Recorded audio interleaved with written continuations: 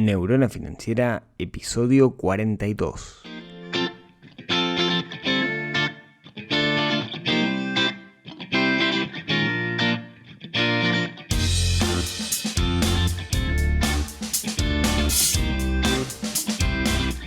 Bienvenidos al podcast de Neurona Financiera, donde hablamos de finanzas personales, donde hablamos de inversión, donde aprendemos a dominar el sutil arte del dinero.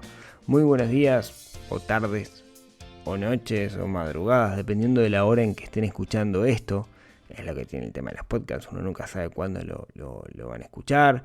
Lo pueden escuchar corriendo, lo pueden escuchar mientras trabajan, mientras manejan, mientras limpian sus casas. La verdad que es una herramienta increíble esto. Mi nombre es Rodrigo Álvarez, el creador de neuronafinanciera.com, este sitio web, este podcast donde lo que hacemos es hablar de dinero, pero no hablar desde una visión abstracta, sino desde algo práctico, desde algo que nos ayude en el día a día. Yo soy un convencido que tenemos que hablar más de plata. Hoy, para los que estén escuchando esto el día que salga, muy feliz Día de los Trabajadores para todos, 1 de mayo. Día donde celebramos el Día del Trabajador por estos lares. En casi todo, en gran parte del mundo es una celebración que se hace, así que un abrazo para todos. Hoy, como saben, es primer capítulo del mes, y el primer capítulo del mes lo que hacemos es dedicarlo a contestar preguntas, ¿sí? En particular he recibido, tengo como alguna duda con respecto a los capítulos de preguntas. A mí me encanta hacerlo. Yo recibo muchísimas preguntas diarias. Las leo todas, hago el esfuerzo de contestarlas, la mayoría que puedo, dependiendo un poco cómo esté de tiempo.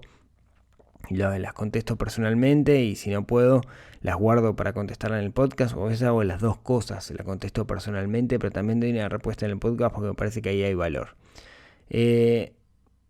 Igual, como que no estoy muy convencido de ese formato. Alguien me sugería, me decía que quizás no debía leer toda la pregunta, sino hacer como una especie de resumen. A veces me quedan muy largos los capítulos por la cantidad de preguntas. Este mes en particular, durante abril, intenté contestarlas la mayoría. Intenté contestarlas de forma personal. Quizás me haya quedado alguna en el tintero y pido disculpas. Pero en realidad hoy quiero contestar una pregunta que recibo muchísimo. O sea, es la misma pregunta, pero que me lo hacen de distintas formas. Y es, básicamente, la pregunta es: ¿en qué invierto? ¿Sí? Tengo tanto dinero, ¿en qué puedo invertir? Creo que conté para hacer el ejercicio, y la semana pasada, por ejemplo, recibí 37 correos donde me preguntaban algo similar, ¿sí? De hecho, creo que el detonante, lo que me hizo tomar esa pregunta como la pregunta de la cual voy a hablar en este episodio, fue una señora, creo yo, una señora, una persona del sexo femenino, no sé por qué digo que señora, porque en realidad no lo sé, que me hizo, cuando digo señora por la edad me refiero, ¿no? Pero en realidad no sé qué edad tiene, que me hizo unas cuantas preguntas, y yo le respondí que no le podía responder, y medio que se me enojó, ¿no? Y yo creo que es importante que hablemos de esto. Y de hecho este capítulo lo voy a usar como referencia, y cada vez que alguien me pregunte, tengo tanto dinero, ¿en qué invierto?, seguramente lo esté mandando de nuevo a este episodio, ¿sí? ¿Y saben cuál es la respuesta a esa pregunta? Cuando alguien me pregunta a mí, tengo tanta plata, ¿en qué la invierto? La respuesta, si quieren un resumen y quieren dejarla acá, es: no me deberían hacer a mí esa pregunta. De nuevo, si alguien me pregunta, tengo tanto dinero, ¿en qué lo invierto? La respuesta es: lo que está mal es que hagas esa pregunta. Les cuento por qué, y por qué digo esto, y por qué soy tan categórico. Yo estoy convencido de que tenemos que hablar de dinero, que el dinero es una cosa, digamos, que, como digo siempre, no es el fin en sí mismo, es el medio para algo, pero también tenemos que ser conscientes que a la mayoría de nosotros el dinero nos cuesta mucho ganarlo. O sea, trabajamos mucho para conseguir ese dinero, La mayoría de nosotros ese dinero que tenemos lo tenemos a costa de esfuerzo, a costa de tiempo que invertimos en trabajo o lo que sea. O si quieren, no tiempo necesariamente, quizás una herencia, lo que sea. Pero es algo que nos cuesta esfuerzo.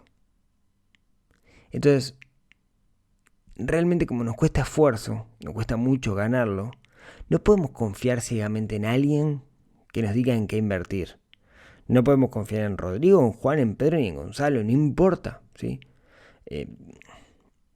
Yo en particular, digamos, no quiero la responsabilidad de decirle a alguien en qué tiene que invertir. ¿Por qué? Bueno, porque hay un riesgo siempre asociado. Hay un riesgo ahí. Hay un riesgo de que ese dinero se pierda. Siempre que se invierte, sea chico, sea grande, hay un riesgo. Y yo no quiero tener la responsabilidad de ese riesgo. Claro, en el mercado existen asesores de inversión. Existen personas cuyo trabajo es asesorar a otros en qué invertir. Y cuando lo hacen, ¿sí? te hacen firmar un contrato que en una letra chiquita dice: mirá que esto depende del mercado, vos acá podés perder todo y después no me vengas a reclamar a mí. En el caso particular, cuando a mí me preguntan, yo podría decirle: bueno, yo te digo en qué me parece, pero mirá que eventualmente puedes perder todo. Pero en realidad, me parece que ahí no está la clave. De nuevo, ¿no? Creo que la clave para aquel que se pregunta en qué invierto es contar con un conjunto de herramientas para entender cuáles son los mecanismos de inversión que hay en el mercado. Si logramos entender cómo funciona el mundo de las inversiones, si logramos entender cómo funciona, ¿sí? Con qué parámetros, digamos, tenemos que medir una inversión, vamos a ser nosotros los que tomemos la decisión y no otro. Y esa es la respuesta. Cuando alguien me pregunta en qué invierto, a mí lo que me gusta es darle las herramientas necesarias para poder evaluar las distintas alternativas de inversión que hay en el mercado. Me quieren preguntar cuáles son las alternativas de inversión. Perfecto, venimos hablando de eso en pila de tiempo. Digamos, yo cada tanto comento algunas, escribo en el blog, ¿sí? Yo les cuento, depende del país, digamos. Ahora mucha gente me está preguntando que es de Argentina, entonces me estoy ayornando más con los mecanismos que hay en Argentina, porque de repente no los conozco, o en Uruguay los conozco un poco más, que los plazos fijos en unidades indexadas, que los plazos fijos en UVA. Pero lo importante, ¿sí? Lo más importante es entender cómo funcionan.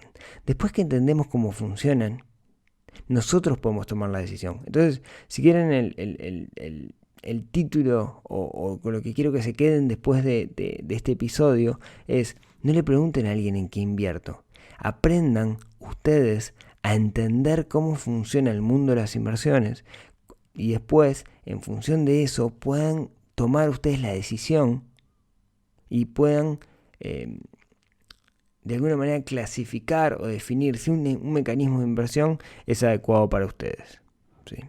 Entonces, lo que nos resta es decir: bueno, ok, perfecto, tú nos das la herramienta, o hablemos de las herramientas que tengo para evaluar un mecanismo de inversión, y después con esas herramientas puedo tomar cualquier mecanismo de inversión y analizarlo. Bueno, ¿cuáles son esas herramientas? Digamos, ¿cuál es el checklist de alguna manera por el cual tengo que pasar cada uno de los mecanismos de inversión que me sugieran o que aparezcan? Bueno, a mí me parece que es el siguiente, y quizás falte algo, pero me parece que esto es lo básico que tenemos que tener en cuenta para analizar cualquier mecanismo de inversión. Y ahora vamos a ver algún ejemplo. Por ejemplo, creo que lo primero, lo más claro, y creo que lo decía en el segundo episodio del podcast, es: ¿para qué quiero invertir?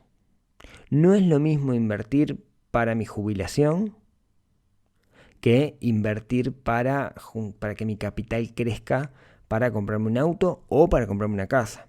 Yo lo primero que tengo que tener claro es: ¿para qué quiero invertir? ¿Quiero invertir para que mi dinero no pierda valor o quiero invertir para comprarme algo el día de mañana? ¿Sí? Ven que no es lo mismo. Eso me va a definir muchas cosas. Entonces, lo primero es saber para qué invertir. Después que lo tengo claro, lo segundo es definir en qué moneda voy a hacer la inversión. También está muy relacionado con el para qué invertir. Por ejemplo, si yo estoy en Uruguay y estoy invirtiendo para mi jubilación, tiene sentido que lo haga en unidades indexadas. Ahora, si estoy invirtiendo para comprar una casa, tiene sentido que lo haga en dólares, que usualmente se transan en dólares. Ahora, si estoy invirtiendo para irme de viaje, también tiene sentido que sea en dólares. Si estoy en Argentina y quiero invertir para no perder valor del dinero, tiene sentido que lo haga quizás en uvas, ¿sí? Quizás un plazo fijo en unidad de valor adquisitivo, que es algo parecido a la unidad indexada. Tengo que tener presente, digamos, entonces, en para qué quiero invertir, y eso me va a dar la pauta en qué moneda. Otra cosa que tengo que tener presente es el plazo en el cual yo puedo estar sin el dinero. ¿A qué me refiero con esto? Cuando yo hago una inversión, usualmente una inversión en sistema financiero o lo que sea, yo voy a estar un tiempo sin el dinero en mi mano porque se lo doy a dar al mecanismo de inversión. Puede ser 1 año, puede ser 2 años, puede ser 3 meses. Pero tengo que tener claro cuál es el tiempo en el cual yo puedo estar sin el dinero. ¿Por qué lo tengo que tener claro? Bueno, porque eventualmente en ese periodo de tiempo me surge otra oportunidad. Y eso es lo que se llama el costo de oportunidad, ¿no? El costo que tengo de no tener el dinero en ese momento. Por ejemplo, un plazo fijo. El plazo fijo usualmente se mide por tiempo. Tengo un plazo fijo 1 año. Sé que durante ese año yo le voy a dar dinero al banco y el banco me va a poner una rentabilidad por mi dinero. Pero durante ese año no voy a tener el dinero. Entonces, si lo necesito dentro de 6 meses, ese mecanismo de inversión no me sirve. ¿Ok? Entonces, repasemos hasta ahora. Primero, saber para qué invertir. Segundo, en qué moneda. Tercero, en qué plazos puedo estar sin el dinero, ¿no? ¿Cuál es mi horizonte de inversión? ¿Cuál es el tiempo en el cual me van a devolver mi dinero más la rentabilidad? El otro parámetro con el cual tengo que analizar el mecanismo de inversión es cuál es el monto que necesito para entrar. ¿Qué quiere decir esto? No todas las inversiones tienen un mínimo el cual sea chico, digamos. Yo quiero, no sé, un plazo fijo, por ejemplo, un plazo fijo en el Banco República aquí en Uruguay, en unidades indexadas, son mínimo 10.000 unidades indexadas que andan cerca de 40.000 pesos, unos $1.200. Menos de eso, quizás no pueda entrar. Creo que creo que hay plazo fijo más chico, pero lo que implica es la tasa. Pero tengo que tener claro que no puedo invertir en cualquier cosa si tengo menos dinero del tope.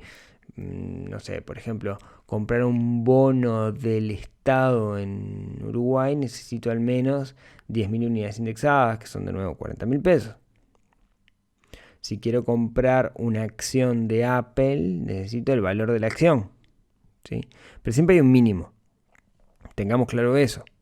¿Hay algunos que no tienen mínimo? Sí, usualmente los fondos de inversión no lo tienen.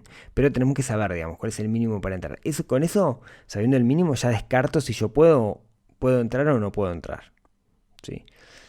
Lo otro que tengo que tener en cuenta también es cuál es la rentabilidad que yo espero.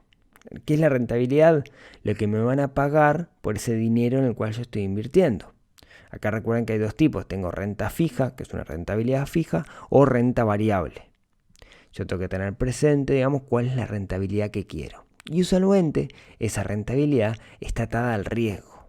¿Qué riesgo puedo correr yo con ese dinero? Necesito, por ejemplo, no sé, necesito realmente ese dinero. Me voy a comprar una casa el año que viene. Tengo la mitad de la plata. Bueno, voy a invertir esa mitad de la plata para que me genere cierta rentabilidad durante un periodo de 1 año. Bueno, ¿qué riesgo puedo correr? Puedo hacer algo muy riesgoso y si lo pierdo no me puedo comprar la casa.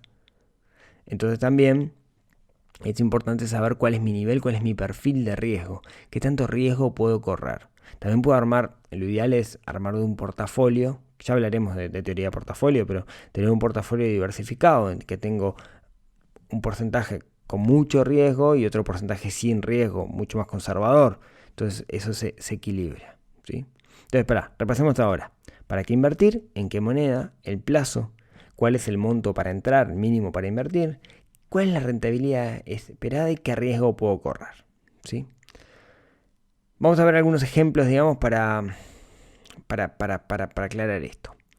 Creo que hay algo que es clave en todo esto, que es, en lo que yo voy a invertir, yo tendría que hacer un esfuerzo enorme por entender ese negocio.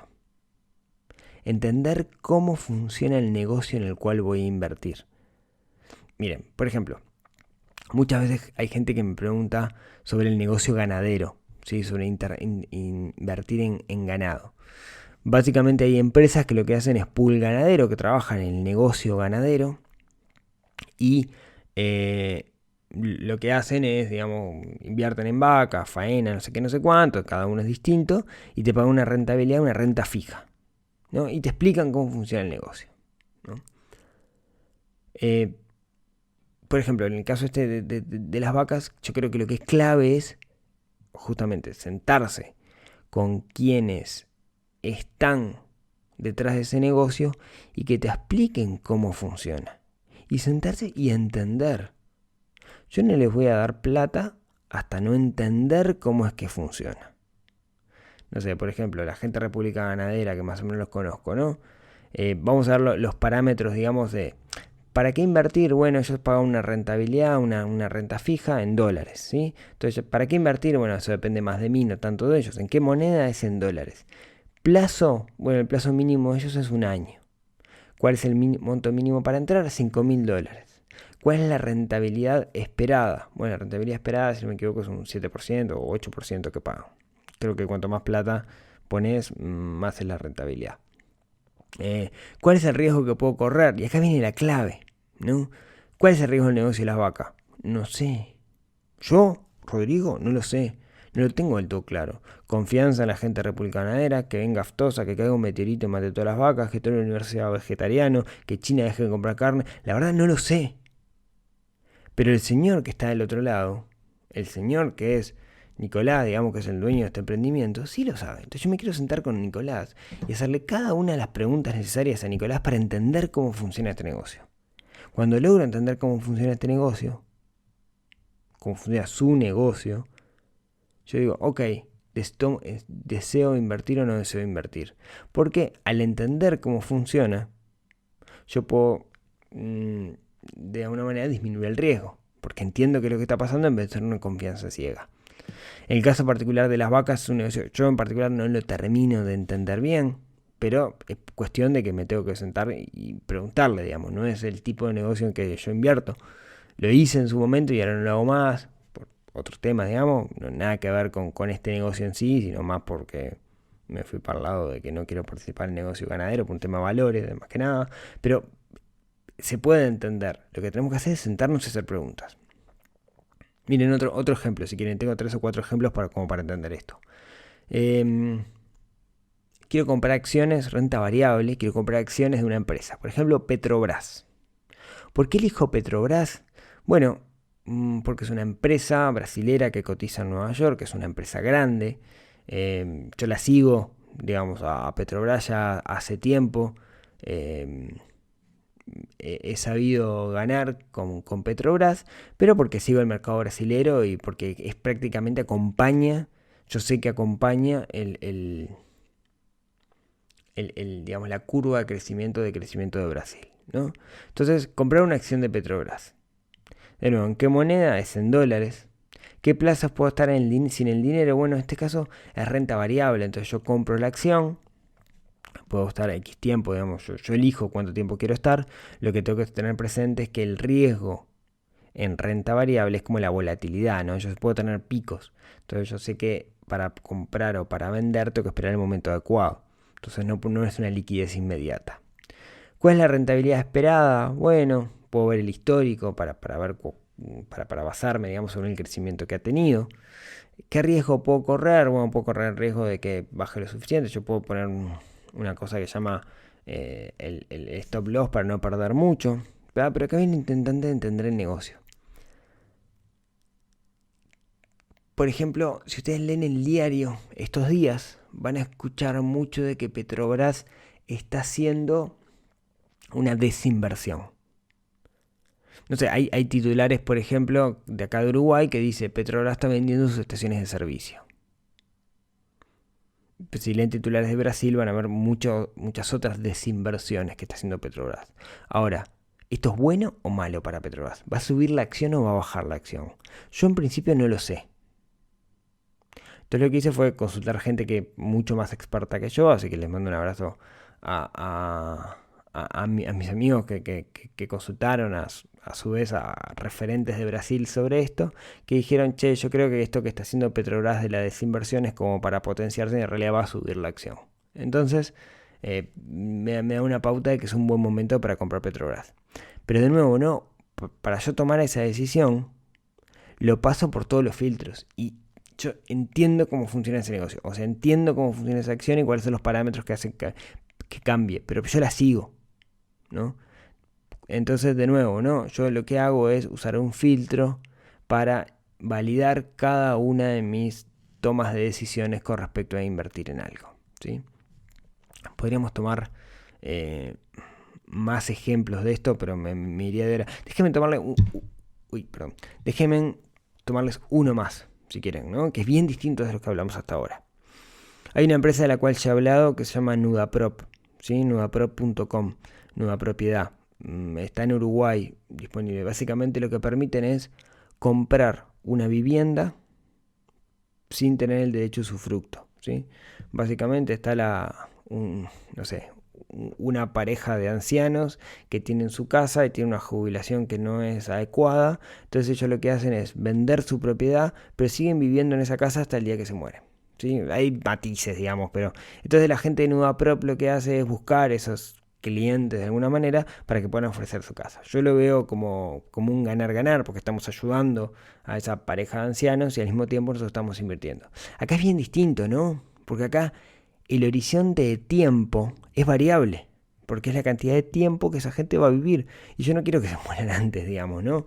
Pero el horizonte de tiempo ya es variable. Entonces, cuando tomo la decisión, sé que esa decisión que tomo es con un horizonte de tiempo variable. Entonces, ¿en qué moneda? La moneda en que se trance la propiedad, que puede ser en pesos o en dólares. El plazo va a ser variable. Yo voy a poner una cantidad de dinero hoy y voy a tener un plazo variable hasta que pueda tener la propiedad, que después va a ser para vivir o como negocio. El monto suele ser alto en este canto. La renta es súper calculable, aunque tengo que partir de un supuesto de esa renta, justamente por el tema del tiempo. ¿Y riesgo cuál tiene? Bueno, el riesgo es que se demore más en el tiempo, pero la propiedad va a terminar siendo mía, ¿sí? Es bien distinta, pero también estos parámetros me sirven para determinar y para evaluar si está de acuerdo con lo que yo necesito, ¿sí? Algunas consideraciones más como para terminar. Tenía más ejemplos, pero se me va el tiempo, ¿no? Creo que una de las cosas claves en todo esto es que tenemos que tener en cuenta la parte impositiva. A veces evaluamos un mecanismo de inversión y nos olvidamos de evaluar la parte impositiva, y eso es re importante porque puede hacer la diferencia, ¿sí? Y como les decía antes, no se queden con lo que yo les digo, porque yo lo que les voy a decir es mi visión con respecto a un mecanismo de inversión. Es lo que yo entiendo de ese mecanismo de inversión o la experiencia que yo pueda tener, pero es mi visión y puede estar equivocada. Y yo siempre parto de la base de que puedo estar equivocado, digamos, ¿no? Entonces, no le crean a una sola persona, sino antes de invertir su dinero, investiguen por ustedes mismos y sí escuchen opiniones. Sí, escuchen opiniones, pero no se queden con una. Escuchen varios. Sí, escuchen opiniones calificadas, ¿no? No el que tira la marchanta. ¿Sí?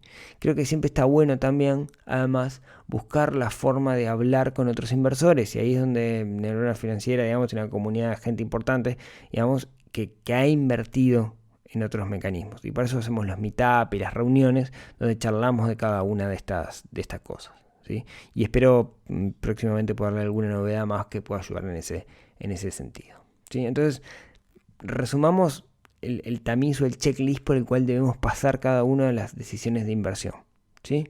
Primero, saber para qué invertir, en qué moneda, en qué plazo yo espero recuperar mi dinero, cuál es el monto mínimo para entrar, cuál es la rentabilidad esperada, cuál es el riesgo que se corre y entender en qué funciona el negocio.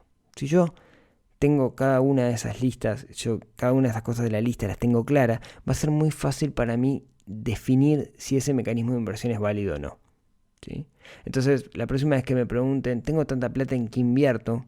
Yo no les voy a contar en qué invierto, sino que les voy a mandar este podcast para que evalúen dentro de los mecanismos de inversión que hay, de los cuales hablamos bastante en Neurona Financiera, de que ustedes puedan determinar si aplica o no aplica a su necesidad. Claro, pueden decir, ¿y si hay cosas que no entiendo? Perfecto, no hay drama. Yo les puedo, desde mi experiencia, les puedo contar lo que yo sí entiendo de ese mecanismo de inversión, ¿sí? No se queden solo con eso, pero no hay problema en que lo charlemos, ¿ok? Creo que la clave de todo esto es entender que con respecto a la inversión no tenemos que depender de nadie, sino que tenemos que depender de nosotros mismos, crear nuestra propia estrategia, ¿sí? De nuevo, la clave es depender de nosotros mismos, porque a la larga la responsabilidad por ese dinero es nuestra. Si la responsabilidad es nuestra, la vamos a cuidar mucho más que una tercera parte que en realidad no siente el dolor que sentimos nosotros si ese dinero se llega a perder. Entonces, tengamos todo esto presente, ¿sí? La próxima vez que quieran preguntar en qué invierto, en realidad busquen o analicen mecanismos de inversión y vean si están de acuerdo con lo que ustedes están buscando. ¿Sí? Espero que haya sido claro. Lo siento un poco confuso en lo que hablamos, pero creo que intenta dar una pauta y seguiremos hablando un poquito de esto, ¿sí? A futuro en otros episodios. Así que un capítulo un poco distinto para este 1 de mayo, cuando ustedes lo estén escuchando. Espero que les haya aportado valor, que es la idea de esto. Como siempre, muchísimas gracias a todos por haberme escuchado hasta acá. Esta cortina musical que deberían estar escuchando en este momento, me empezó a pasar que la empecé a escuchar por todos lados. La escuché el otro día me mandaban en un reclame de Globo, imagínense, usándola. Es un tema open source de cierta forma, así que cualquiera lo puede usar, y lo escuché en un reclame de Globo. Y después escuché también que lo usan los chicos de Super Hábitos en un curso, así que voy a tener que cambiarla porque me da cosita usar algo tan usado, aunque hace ya un añito que lo estoy usando. Así que si alguien quiere mandarme un tema de intro, yo encantado, lo ponemos por ahí. Así que bueno, muchas gracias por haberme escuchado hasta acá, este episodio 42 del podcast. Como siempre, si les parece que esto aporta valor y que otras personas lo deberían escuchar, les agradezco mucho a aquellos que valúen en iTunes y a aquellos que lo agreguen a su biblioteca en Spotify. Eso me ayuda muchísimo a que este proyecto siga adelante y mucha gente llegue y ayude a muchas personas. Así que, si quieren, nos escuchamos el próximo miércoles con otro episodio donde hablaremos de cómo desarrollar esa neurona financiera que está un poquito dormida y que tenemos que despertar. Hasta el próximo miércoles.